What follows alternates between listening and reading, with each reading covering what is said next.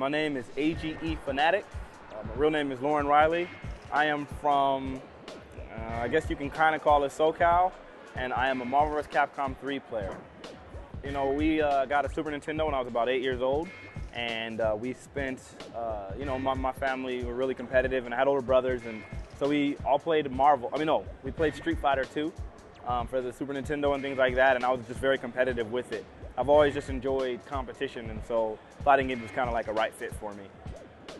You know, I've always liked combos. You know, a little known fact, my name originally was MVC2 Combo Fanatic. You know, I was always in love with combos, and so when it came to, you know, like Street Fighter, there was combos, but Marvel combos were always different. Like, you know, the Marvel series, the first one I ever played was Marvel Superheroes, and once I learned the air combo system, was like, this is nuts. You know, and I've always appreciated that. And so I think that in Marvel 2 and Marvel 3 was always going to be my initial attraction. And then I just like the over-the-topness. I love living on the edge, I guess, in the game. I like just that feeling of, you know, slightly controlled chaos.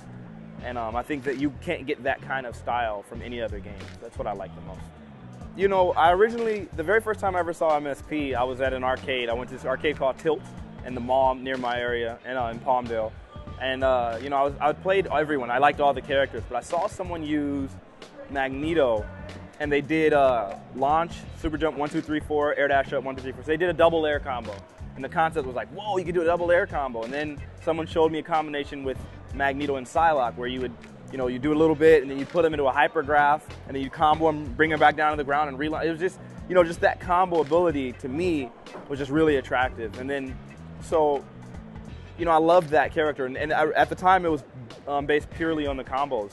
And then, you know, as I learned, you know, triangle dashes and infinites and just how much you can rush down and stay in people's faces, I became infatuated with that. I love the ability to mix someone up and just be in their face and just bring like really, really fast speed. I like how nimble those characters are. And so I picked them for that reason, and I always felt so connected. When Marvel 3 came out, well, the first character I'm going to try obviously is Magneto. That's somebody, like, I've connected with that character. I wouldn't have cared for Magneto at all before that series, but playing the game kind of created a connection there.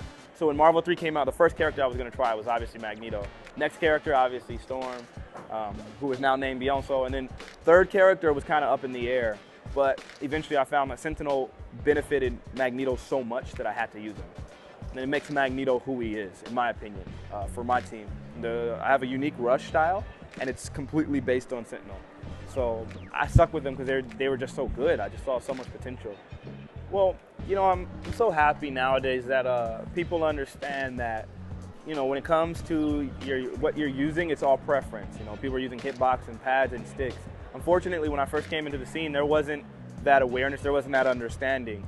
But for me, I didn't go to arcades until I hit about 18 years old. I was a homebody that played console games with my brothers and friends around our neighborhood, and so I always felt the most comfortable on a pad. When I would go and play Marvel 2 in an arcade, I felt very uncomfortable. And I eventually got to the point where I could do well, but I always felt the most comfortable on a pad. And so when it, you know, originally, people used to look at me funny. You know, when they would see me play on a pad, it's like, oh, you're a pad scrub. And it was believed widely that a pad player just cannot compete with a joystick player.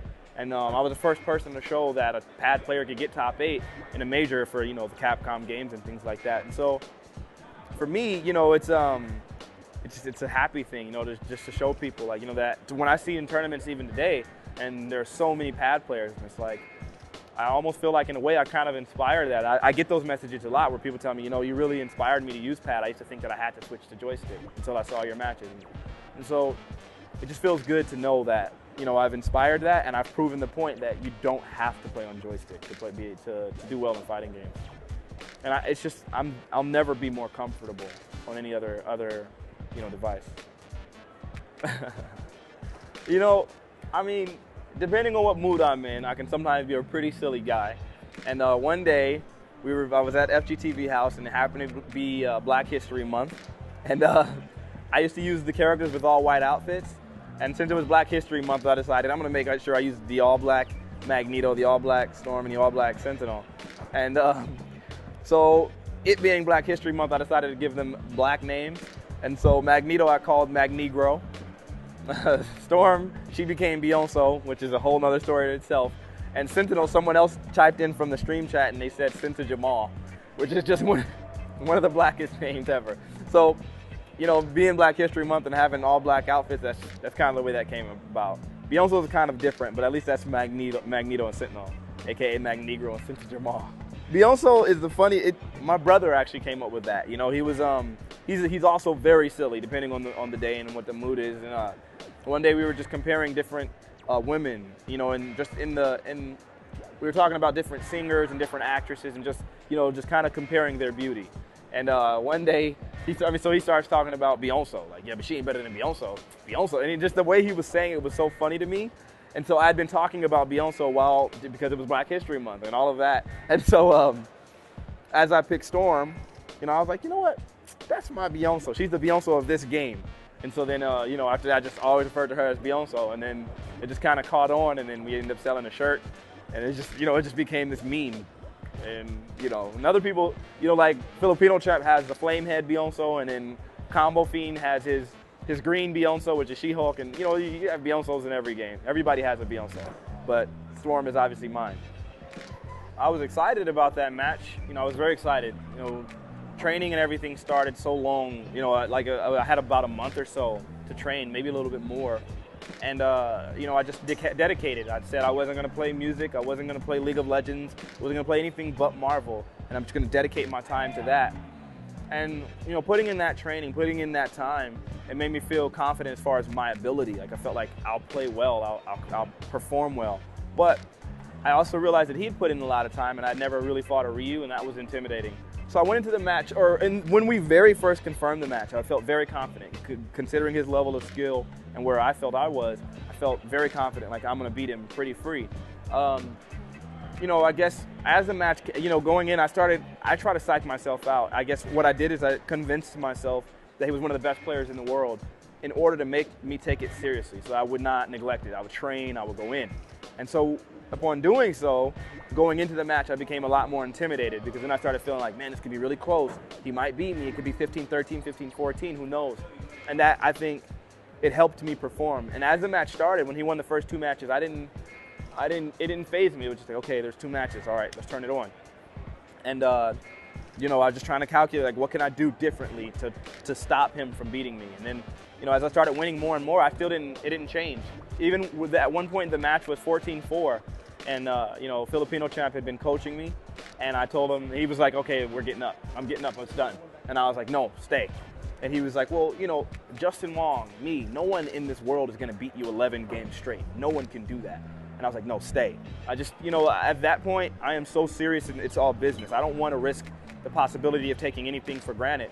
You know, there was a lot on the line, you know, just a lot. Like, and it wasn't just financially, it was also, you know, my pride, and I felt like I invested so much time. And for me to walk away from that 30 days of literally playing Marvel at least 12 hours every single day, I don't think I wanted to walk away from that having lost that investment, you know, the opportunity cost. And then furthermore, financially, you know, I've did a lot with that. You know, it helped in a lot of ways, and that was something I was not willing to lose. So I was just determined. Determined is like the best word I can say. You know, I think that's the saddest part is I've always hated that. It sounds really weird, but I've always hated succeeding for that reason. I feel like with success comes almost like a loss. You know, I wonder what's next at that point. And that's always happened, I guess. It's like, you know, when you beat your favorite game, you're trying really hard to beat it. And then after you've beaten it, it's like, well, what more? Or solving a really complex puzzle. You know, I love those. I love puzzles. But then once you've done it, it's like, well, it's over now, you know? And I think that was a bad thing almost. To win ECT, it took away that goal. You know, there was always that carrot on the stick, you know, and it's so elusive. But then once you actually grab it, it's like, well, what do I do now? Where do I move forward? And I guess the only other thing at that point was Evo. And so, you know, but as I've said before, for Marvel, Evo is just another major, because America, you know, the United States happens to be the best competition for Marvel 3. And so bringing other outside players, you know, from Japan and from Mexico and other things like that, it doesn't really do much, you know, as far as increasing competition. So, you know, you're still going to play the best that America has to offer. That's who you're going for. That's who you're gunning for. So it just seems like another major. So it doesn't really hold as much weight. For something like Street Fighter, you know, it's going to be the more ridiculous because you have the best from Japan, who I think are the best region for Street Fighter, the best from Taiwan and Korea and all these other great players. So it impacts the competition so much. So anyway, when it came to that, you know, I just feel like I've done what I wanted to do. I recently got sponsored by PDP, and you know, and they've helped me do everything that I would think I wanted in gaming. You know, travel everywhere. I'm here in Philadelphia, you know, and I was just in, you know, I had a major the week before that, and then the week before that I had another tournament, and then a week before that I was again in Arizona, and then 2 weeks before that I was in Florida, and I've literally not stopped traveling. Or no, it was SBO in Texas, and then maybe 2 weeks before that I was in Florida, and the week before that I was in New York. It's like, you know, I literally have traveled every single month, and I haven't gone 2 weeks. I haven't been at home for 7 days straight since signing this contract, and they've provided me everything that I would ever dream of as far as gaming is concerned. And I just didn't, I thought it would, like, you know, completely, you know, satiate whatever it was I thought gaming was supposed to, and it didn't. And so for me, now that I've done that, I've won a major, which was one of my that was my biggest goal as far as fighting games were concerned. Now I think I'm kind of looking forward to retiring, and this might be my absolutely last tournament. I've always been a gamer, you know, my whole life, and I think fighting games kind of stole that away from me in a way. As much as I appreciate the community and appreciate the games and I love the competition, I've always competed internally as well. You know, I'd play puzzle games, which are one player, and I would do that to set higher scores for myself. You know, and things like that. I would play adventure games and RPGs and things like that. I always had time. And fighting games, it takes so much dedication. And I always say, I don't mean this disparagingly, but you look at someone like Filipino Champ, and he does so well because he has no life outside of that, you know, for right now. You know, I mean, he plays fighting games so much, and, you know, in the FGTV house, and that allows him, and he has talent as well, which you know, you combine that with the amount of time he puts in there, and of course you have an Evo champion, very, very deserving of it.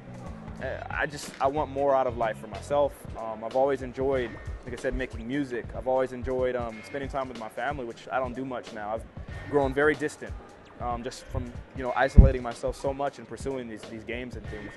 So, you know, I guess at this point it's like I would like to pursue music. I was gifted.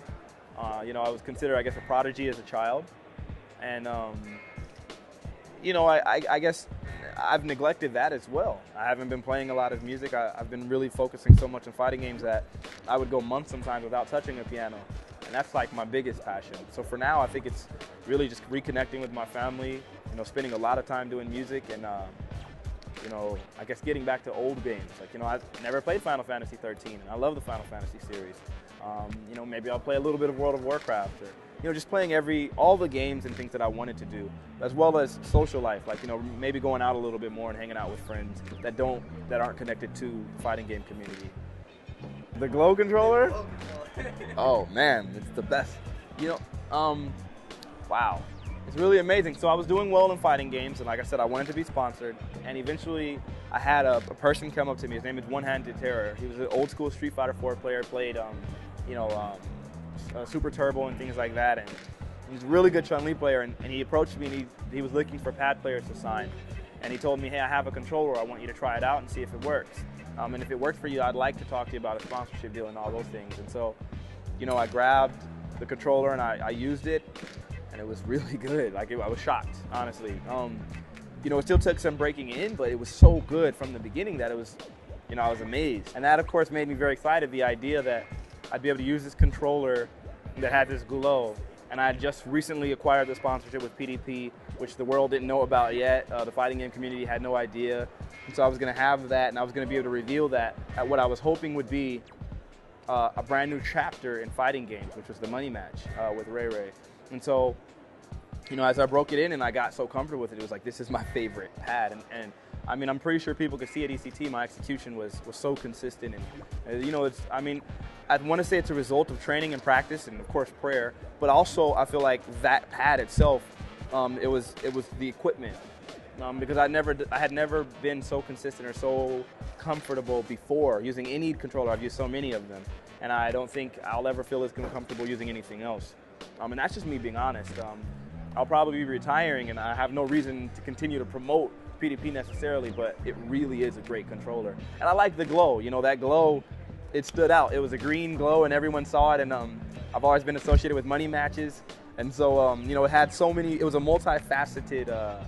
You know, it had multifaceted significance because I'd always been so associated with money matches. Of course, money green, and then they started making this Green Lantern association.